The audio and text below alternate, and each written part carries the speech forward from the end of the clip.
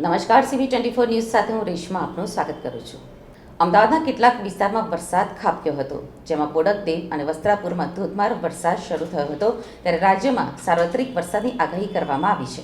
હવામાન નિષ્ણાંતની આગાહી છે કે અરબી સમુદ્ર અને બંગાળની ખાડી એક સાથે વરસાદી સિસ્ટમ સક્રિય થશે.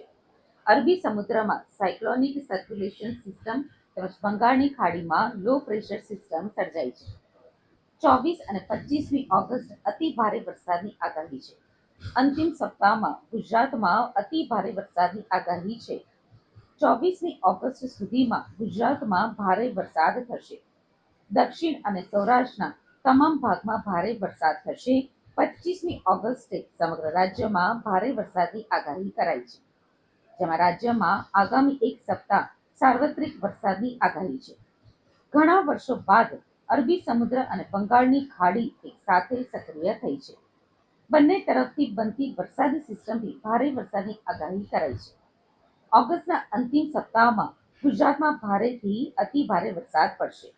આગામી 24મી ઓગસ્ટ સુધીમાં ગુજરાતમાં દક્ષિણ અને સૌરાષ્ટ્રના તમામ ભાગોમાં ભારે વરસાદ થશે તથા 25મી ઓગસ્ટે સમગ્ર રાજ્યમાં ભારે વરસાદની આગાહી પણ કરવામાં આવી છે.